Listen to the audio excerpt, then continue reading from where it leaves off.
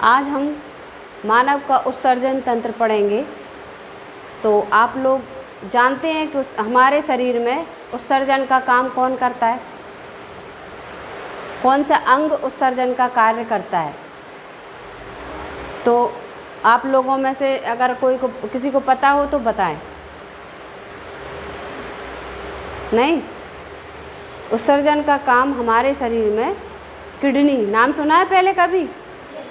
Kidney, इसको हिंदी में अपन कहते हैं गुर्दा, ठीक है। किडनी के द्वारा उत्सर्जन होता है।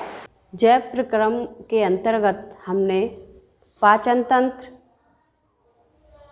श्वसन तंत्र और परिसंचरण तंत्र, 3 तंत्र हमने कंप्लीट कर लिए हैं। आज हम पढ़ेंगे मानव में उत्सर्जन तंत्र। हमारे शरीर में उत्सर्जन का कार्य किडनी द्वारा किया जाता है। तो हम किडनी के बारे में पढ़ेंगे। तो जैसे हमने और अंगों के बारे में सबसे पहले स्थिति, संरचना और कार्यविधि, 3 पॉइंट हमने नोट किए हैं। स्थिति, पहले अपन स्थिति के बारे में पढ़ेंगे। दूसरा पॉइंट रहेगा इसकी संरचना और तीसरा पॉइंट रहेगा इसकी कार्यविधि। तो आज हम जानकारी लेंगे पहले अभी स्थिति के बारे में। तो किडनी हमारे शरीर में कहाँ पर स्थित होती है, तो मैं आपको बता दूं, किडनी हमारे पृष्ठ साइड पर, इस साइड को क्या कहते हैं? पृष्ठ साइड। तो पृष्ठ साइड पर उदर गुहा में वर्टिब्रेट, जो हमारी मेरुरज्जु होती है, मेरुरज्जु के दोनों ओर सेम के बीज के आकार की, सेम के बीज, सेम का बीज जानते हो ना? सेम का बीज कैसा होता है? इस टाइप का होता है, ऊपर उभरा हुआ और नीचे से बीच में दबा हुआ। तो सेम के बीज के आकार का और ब्राउन रंग का होता है, ठीक है। तो ये इसकी स्थिति हो गई। किसकी स्थिति हो गई? किडनी की, ठीक है। तो उत्सर्जन का मेन काम जो किडनी करती है। तो सबसे पहले हम इसके पूरी तंत्र, अकेले किडनी नहीं करेगी, किडनी सिर्फ छानने का काम करेगी, लेकिन इसके साथ कई और भी ऑर्गन जुड़े होते हैं। तो पूरे ऑर्गन, किडनी और प्लस उसके जो धमनी और सिराएं होती हैं, वो मिलके पूरा बनाती हैं उत्सर्जन तंत्र। तो इसकी संरचना के लिए हमें एक डायग्राम बनाना होगा। तो इस डायग्राम को हम देखें कैसे बनाना है। ये सबसे पहले हमने किडनी बना ली।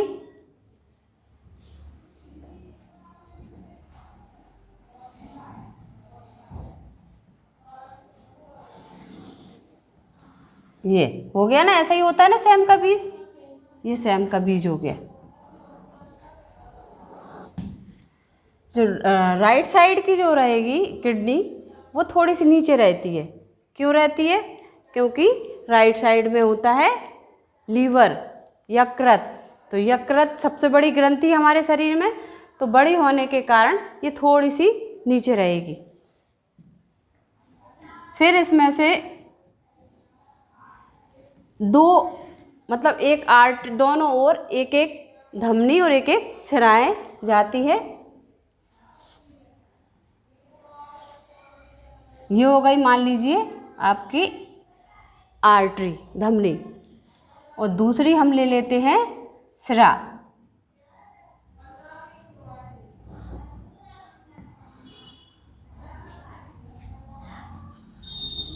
ये सिरा है।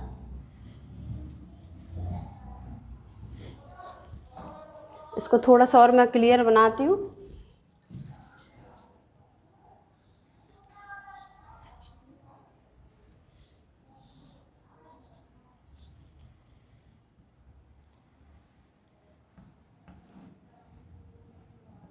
ये ठीक है। अब ये ऊपर आर्टरी, नीचे सिरा दिख रही। यहीं से निकलती है एक और नलिका, जिसको हम कहते हैं मूत्र वाहिनी या यूरेटर। ये क्या कहलाएगी? यूरेटर या मूत्र वाहिनी। जो आगे चल के एक थैलीनुमा रचना में खुलती है, जिसको हम कहते हैं यूरिनरी ब्लैडर या मूत्राशय। और ये होता है यूरेथ्रा, जिसके द्वारा बाहर खुलता है। तो अब मैं इसका नामांकन करती हूँ।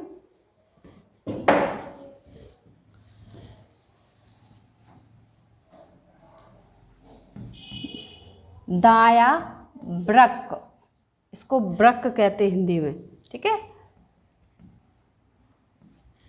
और ये हो गया बाया वृक्क।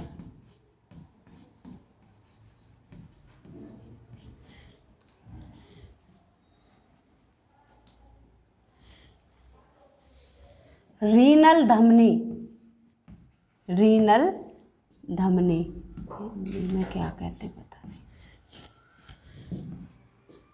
और रीनल सिरा,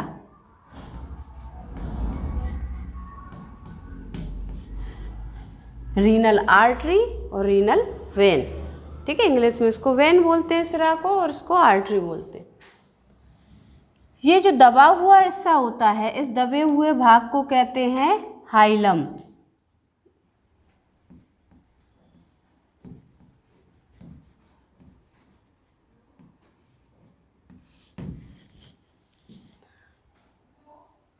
यहाँ से एक नली निकलती है किडनी से,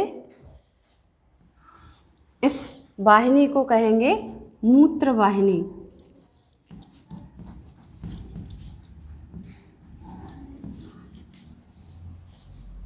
दोनों ओर से, दोनों किडनी से एक एक वाहिनी निकलती है, जिसको मूत्र वाहिनी कहते हैं। ये मूत्र वाहिनी इस कोई विशेष काम नहीं है, लेकिन इससे क्या होता है, किडनी से जो क्षनित पदार्थ होता है मूत्र के रूप में, वो इसी वाहिनी के माध्यम से इस ब्लैडर में आता है, थैलीनुमा रचना में आता है।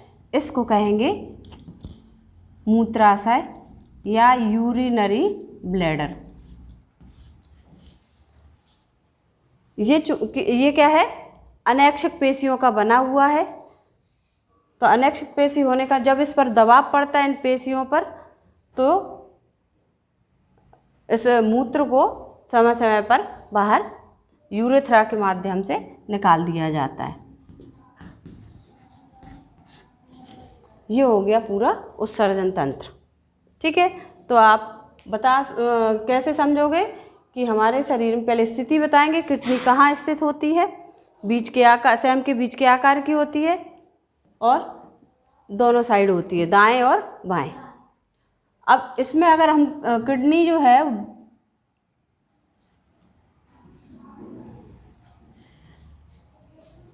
इनमें धमनी और सिराएं खुलती हैं, तो यानी धमनी से रक्त आता है इसमें, और सिरा से इसमें से जाके फिर हृदय में, हृदय से फिर लंग्स में पहुंचता है, जहाँ पे ऑक्सीजनेटेड ब्लड होता है, और फिर हृदय के द्वारा फिर पंप किया जाता है, फिर किडनी में आता है, यहाँ छनता है।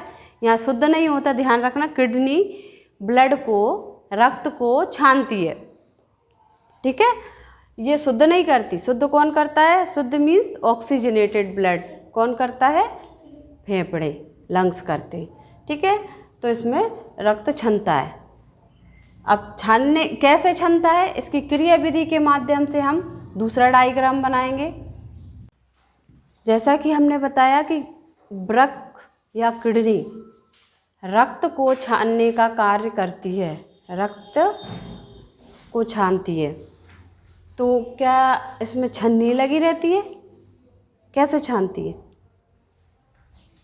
तो एक छन्नी के समान एक स्ट्रक्चर होती है, एक संरचना होती है, जिसको हम नेफ्रॉन कहते हैं। और एक किडनी में करीबन लाखों की संख्या में ये संरचना होती है, यानी नेफ्रॉन की संरचना होती है।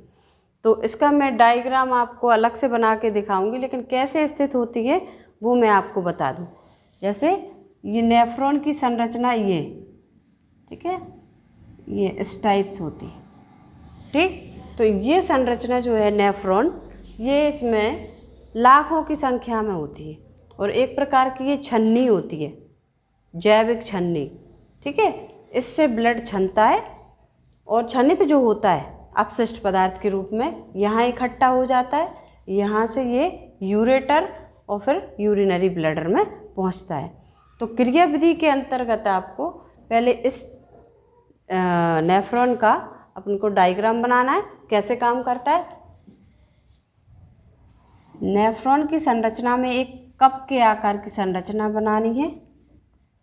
ये जो कप के आकार की संरचना है ये बोमन कैप्सूल कहलाता है। ये हो गई, इसको क्या कहेंगे, बोमन कैप्सूल।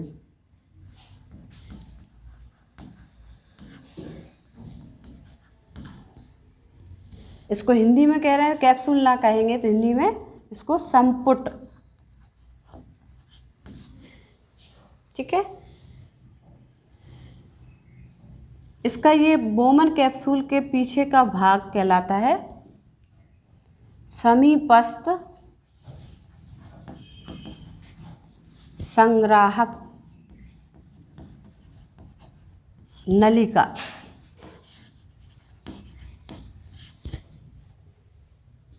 फिर इसमें ये पतली नली के रूप में यू आकार की नली बना लेती है।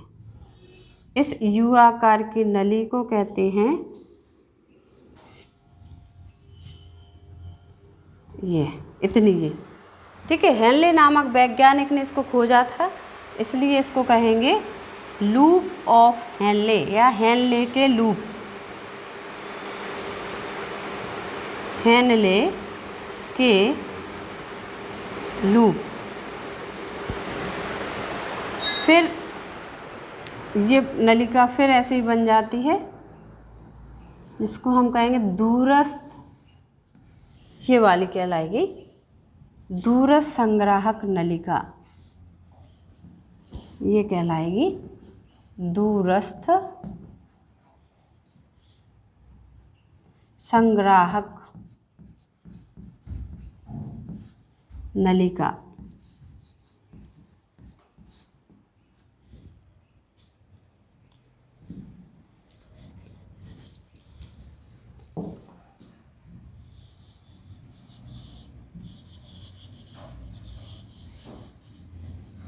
दूरस्थ संग्राहक नलिका, ठीक है।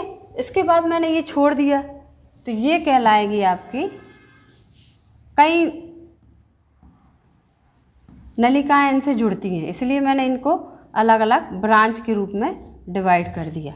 यानी ये जो नलिकाएं हैं, जो मैंने नेफ्रॉन बताए थे लाखों की संख्या में, तो ये आपस में ऐसे जुड़े रहते हैं, ठीक है, आप एक एक नलिका के द्वारा। तो ये कहलाएगी मुख्य संग्राहक नलिका।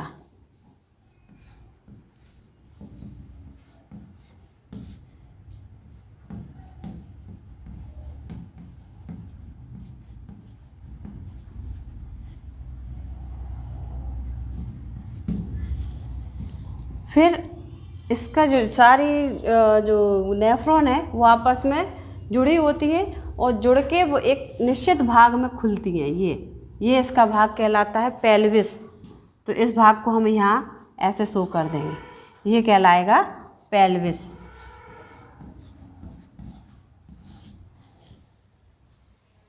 और पेल्विस किस में खुलता है, ये यूरेटर में, और यूरेटर यूरिनरी ब्लैडर में, ठीक है। तो इसकी संरचना इतनी तो समझ में आ गई। ये चित्र ऐसे तो बना सकते हो ना, देखने में तो कठिन लग रहा है ना बुक में, तो इसको और इजी कर दे अपन। ये इतना तो समझ में आ गया, सारे बच्चे बना सकते हैं। अब इसमें दो और वाहिनियाँ खुलती हैं, एक होती एफरेंट, ये जो रक्त नलिका वाहिनियाँ हैं वो आपस में एक गुच्छा बना लेती हैं, जिसको कहते हैं ग्लोमेरुलस। इसको क्या कहेंगे, मेरुलस। और ये मोटी होती है, इसको बोलते हैं, ये वाली जो वाहिनी निकलती है ये होती है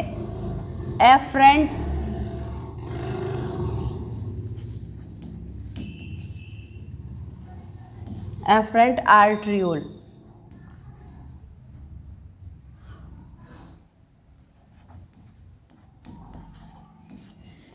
और इसी से एक दूसरी वाहिनी निकलती है, ये पतली होती है, इसको हम कहेंगे efferent efferent arteriole.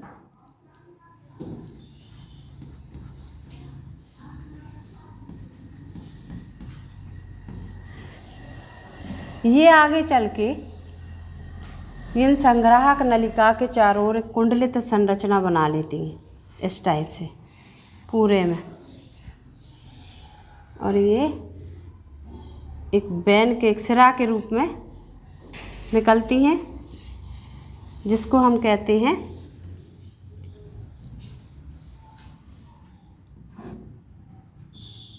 Renal vein या रीनल सिरा। इतना समझ में आया? इसकी संरचना समझ में आ गई? नेफ्रॉन की संरचना कैसे चित्र बनाना, कौन कौन से भाग होते हैं, ये आपको क्लियर हो गया होगा। कहाँ पाई जाती है ये भी आपको क्लियर हो गया। अब हम इसके बारे में पढ़ना है क्रिया विधि कि कैसे ये काम करती है। तो इसके लिए हमको क्या करना पड़ेगा, सबसे पहले एक जगह लेनी पड़ेगी अपनी को। ये इसको साफ कर दे।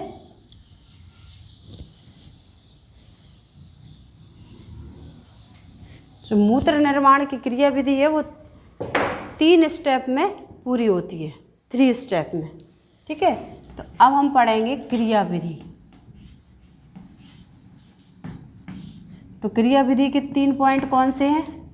तो पहला है अति सूक्ष्म छनन, अति सूक्ष्म छनन, जिसको अल्ट्रा फिल्ट्रेशन कहते हैं। दूसरा है पुनः अवशोषण या रीएब्जॉर्प्शन, पुनः अवशोषण। और तीसरा है श्रावण, जिसको हम कहेंगे सीक्रेशन, ठीक है। अति सूक्ष्म छनन में क्या होता है, तो यहाँ पे आपको नेफ्रॉन में देखना पड़ेगा कि ये जो कप के आकार की संरचना है, इसमें जो केश का गुच्छ पाया जा रहा है रक्त वाहिनियों का, तो इसमें जैसे मान लीजिए ये एफरेंट है, ये काफ़ी मोटी होती है, इफरेंट पतली होती है। एफरेंट रक्त वाहिनियों का गुच्छा बना लेती है, तो यानी ये पतली हो जाती है काफ़ी। जब इसमें से रक्त आता है, अधिक मात्रा में आएगा, तो इस पर एक प्रेशर पड़ेगा, दबाव पड़ेगा, क्योंकि ये पतली है, ये मोटी है, तो यहाँ से ब्लड ज़्यादा आ रहा है, इसको निकलने में प्रेशर लगाना पड़ेगा ब्लड को निकलने में, तो यहाँ पे एक दबाव पड़ता है। तो ग्लोमेरुलस और बोमन संपुट की जो दीवार होती है वो काफ़ी पतली होती है, एपिथेलियम की बनी होती है। तो इस पर ब्लड का जो प्रेशर पड़ता है, तो इसमें जो अपशिष्ट पदार्थ होते हैं, जैसे अधिक मात्रा में जल है तो जल निकल जाएगा, और यूरिक एसिड है, यूरिया है ना, कुछ मात्रा। यूरिक एसिड ज़्यादा नहीं होता, अपने में कम होता है, बहुत माइनर। यूरिया ज़्यादा मात्रा में होता है, हमारे शरीर में यूरिया बनता है, तो यूरिया। इसके अलावा ग्लूकोज, ये मैंने सब इधर ही लिख दिए, ये सब इधर इसमें से होकर ये समीपस्थ संग्राहक नलिका में इकट्ठे हो जाते। अब यहाँ से जो लूप ऑफ हेनले और संग्राहक नलिका से जुड़ी रहती है सारी वाहिनियाँ, रक्त वाहिनियाँ ऐसे जुड़ी रहती हैं, इनकी दीवार आपस में ऐसे चिपकी रहती हैं। तो अति सूक्ष्म छनन में क्या हो गया, जब ब्लड एफरेंट आर्ट्रियोल से आता है तो काफ़ी दबाव पड़ता है, दबाव पड़ने के कारण जो अपशिष्ट पदार्थ होते हैं वो छनकर इसमें आ जाते हैं। तो ये हो गया अति सूक्ष्म छनन। मूत्र निर्माण की क्रिया विधि की पहली स्टेप क्या हो गई, अति सूक्ष्म छनन हो गया। यहाँ पे अति सूक्ष्म छनन इतना समझ में आया। और छनन में अपशिष्ट पदार्थ में क्या क्या आ जाते हैं, ग्लूकोज, यूरिया, पानी, यूरिक एसिड, लवण, कोई लवण, सोडियम लवण, और भी जो लवण होते हैं, मैग्नीशियम लवण, सोडियम लवण है, क्लोराइड, और भी आयन होते हैं, कैल्शियम आयन है जैसे, तो ये लवण के रूप में छन जाते हैं, ब्लड से अलग हो जाते हैं, ठीक है। तो ये हो गया छनित। अब इसके बाद दूसरा स्टेप क्या है, पुनः अवशोषण। अब पुनः अवशोषण में क्या होता है, यहाँ पर मैंने बताया ना कि ये वाहिनी है, जो शिराएँ होती हैं, ब्लड कैपिलरीज होती हैं, रक्त वाहिनियाँ होती हैं, वो इसमें जुड़ी रहती हैं। तो रक्त वाहिनियों की दीवार और नेफ्रॉन की दीवार की जो झिल्ली है आपस में जुड़ी रहती है, चिपकी रहती है, कहने का मतलब। तो ये इसमें सारे जो पदार्थ वो अपशिष्ट पदार्थ नहीं है, अभी इसमें कुछ उपयोगी पदार्थ भी हैं। इन उपयोगी पदार्थ कौन कौन से हैं? जैसे ग्लूकोज है, पानी भी है, हमारे शरीर के लिए जल भी उपयोगी रहता है, तो जल है, और लवण जो एक्स्ट्रा मात्रा में निकल गए हैं, एक्स्ट्रा निकल गए हैं, तो उसमें से कुछ लवण उपयोगी पदार्थ जो रहते हैं वो रक्त वाहिनियों में पहुंच जाते हैं। क्यों पहुंच जाते? क्योंकि इन दोनों की दीवार आपस में चिपकी हुई, जुड़ी हुई है। तो इनका जो रक्त वाहिनी होती है तो वो अवशोषित कर लेती है उपयोगी पदार्थों का, फिर से अवशोषण कर लेती है, जिसको हमने पुनः अवशोषण कहा। तीसरा क्या हो गया? श्रावण। श्रावण में क्या होता है कि जैसे मान लीजिए इसमें से मैंने बताया कि अपशिष्ट पदार्थ इसमें छन के इसमें आ जाते हैं, तो ज़रूरी नहीं है कि ब्लड में सारे अपशिष्ट पदार्थ छन के इसमें आ जाएं, अधिकतर मात्रा में आ जाते हैं, लेकिन कुछ मात्रा में जैसे इसमें उपयोगी पदार्थ रहते हैं, वैसे ब्लड में भी कुछ अनुपयोगी पदार्थ भी चले जाते हैं, वेस्ट मटेरियल चले जाते हैं। ठीक है, जैसे यूरिया की मात्रा कुछ चले जाना, हानिकारक लवण चले जाना। ठीक है, तो कुछ और अनुपयोगी पदार्थ इस वाहिनी में चले जाते हैं। ठीक है, एफरेंट आर्ट्रियोल में चले जाते हैं। तो इसमें क्या होती है, नेफ्रॉन क्या करती है, इस रक्त वाहिनियों से अनुपयोगी पदार्थ को यहाँ श्रावित कर देती। ठीक है, यहाँ पे श्रावण हो जाता है। जो रक्त वाहिनियाँ होती हैं वो उपयोगी पदार्थ को अवशोषित करती हैं, तो पुनः अवशोषण होता है, और जो अनुपयोगी पदार्थ वेस्ट मटेरियल होता है, अपशिष्ट पदार्थ होता है, उसका श्रावण कर देती है इस नेफ्रॉन में, तो उसको हम कहेंगे श्रावण। अब इसके बाद नेफ्रॉन में सारे पदार्थ कैसे हो गए? अनुपयोगी हो गए ना, वेस्ट मटेरियल हो गया ना, वर्ज्य पदार्थ हो गए, अपशिष्ट पदार्थ हो गए ना। तो सारे अपशिष्ट पदार्थ इस लूप ऑफ हेनले से होकर दूरस्थ संग्राहक नलिका में पहुँचेंगे, फिर यहाँ पे मुख्य संग्राहक नलिका में। मुख्य संग्राहक नलिका कौन सी? अभी मैंने चित्र में बनाया था ना, उत्सर्जन तंत्र में दिखाया था। तो सारी नेफ्रॉन की नलिकाएँ इसमें खुलती हैं, जिसको हम पेल्विस कहते हैं। यहाँ पे सारे अपशिष्ट पदार्थ, सारी नलियों से छना हुआ अपशिष्ट पदार्थ इस पेल्विस में इकट्ठा हो जाता है, और पेल्विस से निकलती है कौन सी नली? यूरेटर। यूरेटर जाती है किसमें? यूरिनरी ब्लैडर में, और यूरेथर द्वारा बाहर निकाल दिया जाता है। तो ये हो गया मूत्र निर्माण की क्रिया विधि। अब कैसे बनता है ये नहीं बताया हमने कि मूत्र कैसे बनता है, वो आपको 11th-12th में पढ़ना पड़ेगा। अभी हमने आपको क्या बताया कि मूत्र कैसे निर्माण होता है हमारे शरीर में, और उसमें अपशिष्ट पदार्थ कौन कौन से होते हैं, कैसे निकलते हैं, वो मैंने आपको आज समझा दिया। तो उम्मीद करती हूँ कि आप लोगों को उत्सर्जन तंत्र काफ़ी अच्छे से समझ में आ गया होगा, और यदि कोई प्रॉब्लम है तो आप मैसेज करके पूछ सकते हैं।